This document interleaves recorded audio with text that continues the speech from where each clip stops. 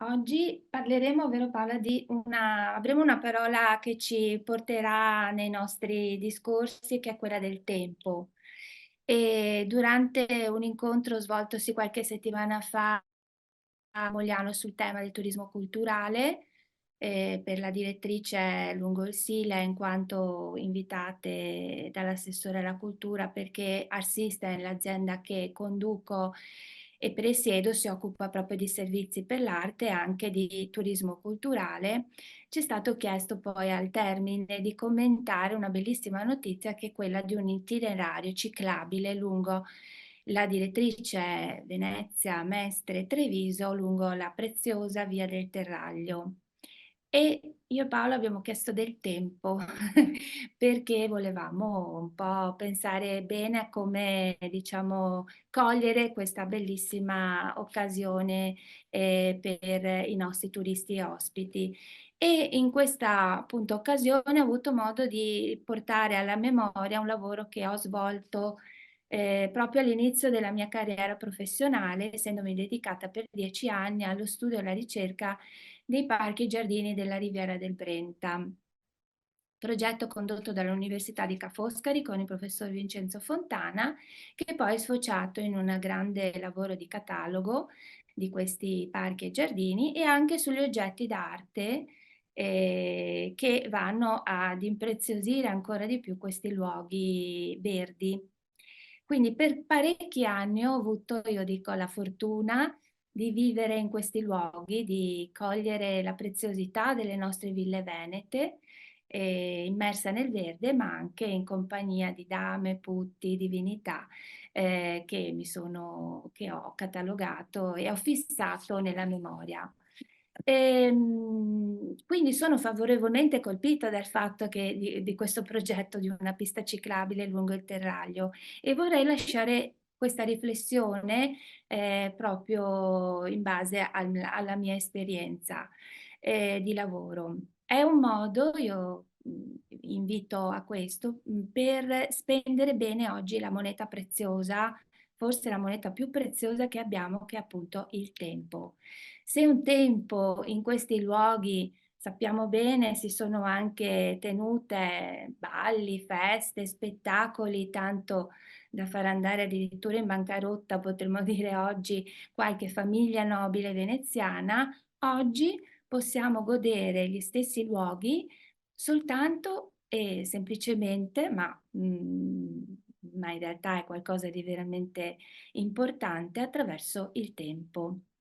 E poi raggiungere Venezia attraverso questa direttrice o da Venezia andare nel nostro territorio, credo che sia un'altra esperienza importante, perché arrivare in questa città in cui io abito, lavoro, vivo, la quotidianità, arrivarci con questa esperienza e quindi sapere che cosa vuol dire vivere anche questa città con il tempo, quindi dandoci tutto il tempo necessario per capirla e percorrerla, credo che sia un'altra grandissima opportunità. E allora passo la parola a Paola, che ci aiuterà proprio a capire come spendere bene il nostro tempo in questo luogo, in questo territorio, dove lei abita, quindi chi meglio di lei.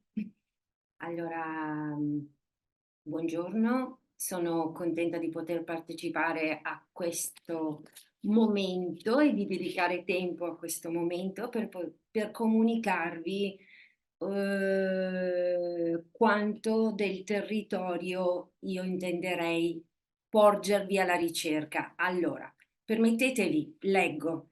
Vi invito ad investire il vostro tempo alla scoperta di una dimensione immersiva, reale, rigenerante, un viaggio a tappe. E in macchina, o meglio in bicicletta? Investitelo con calma lungo una strada provinciale, rettilinea, il Terraglio. Vi propongo un viaggio per chiedervi di osservare, di poter scoprire luoghi immersi nel verde a contatto con la natura, dove l'architettura ogni tanto vi fa l'occhiolino, ma non vi blocca. La dimensione umana è stupenda. Voglio ricordare Italo Calvino, che scrive nelle sue città invisibili, una città può avere 7 o 77 meraviglie, ma non è la mia città se non risponde alla mia domanda. La domanda è: concedetevi del tempo a cercare quel che può sembrare semplice, ma non troppo. Ascoltate. In questi luoghi che andrete ad incontrare sono nati architetti, pittori, poeti, e questi luoghi hanno plasmato la loro crescita e le loro sensibilità, e loro le hanno trasportate nelle loro opere. Hanno quindi affinato un viaggio speciale per voi, quindi dalle gallerie, dalle arti, da tutto quel che vi pone bellezza in pittura, in architettura, in scultura, entrate nella realtà di quanto loro portavano nel cuore quando rappresentavano. Incontrerete Cima da Conegliano, che ha posto sulle sue opere il posto dove è nato in una bellissima Madonna degli Aranci. Un viaggio che vi porterà ad incontrare dove è nato Giorgione e la natura che lui ha amato talmente tanto da porre nelle sue opere quasi in modo irriconoscibile, e che in un'opera particolare intitolata Il tramonto esplode di bellezza. E le sue tele preziose quindi si arricchiscono. In questo lungo viaggio ci sono tanti altri bellissimi, stupendi architetti, pittori che potrete incontrare nelle ville e non solo, ma io vi propongo una prima tappa. Iniziate in bicicletta, percorrete ed un tratto incontrate una piccola, grande città, Mogliano Veneto, che nel proprio stendardo ha il bianco e il celeste, che sono due colori particolarmente interessanti. Ha una cornucopia con pesche dolci, che ricorda un territorio che dà frutti, e ha acqua rappresentata. Ha dato i natali a Giovan Battista Piranesi e a tanti altri, ed è stata scelta da nobili veneziani che non solo hanno posto le loro ville o hanno fatto coltivare i loro terreni, hanno incontrato anche la possibilità di chiedere dei giardini e di farsi arredare dei giardini. Bene, ad oggi, da poco, è stato riaperto un giardino parco che si chiama Parco della Cultura. È posto al centro della città di Mogliano, non ha più la villa che lo vedeva e il motivo per cui nasceva, ma è stato rivalutato, è stato riaperto e non è stato toccato nella sua natura.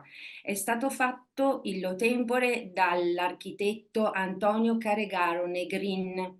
Era il 1855-1861 e nasceva questo parco pittoresco all'inglese. Vi prego, cercate perché pittoresco. Pittoresco è creatura che muove natura, non è la regolarità, e sono dune e sono piani e sono corsi d'acqua. E lui ha posto architetture create meravigliosamente su determinati angoli per attirare la vostra attenzione. Camminerete e vi fermerete ad ammirare un cedro del Libano che ha 200 anni e che vi chiede quanto tempo e quanta storia è passata intorno a quel bellissimo giardino. Buona giornata, vi aspettiamo al E parco allora anche della buon cultura. viaggio Grazie, buon viaggio e spendete bene e il buon vostro tempo. tempo e buon tempo dedicato.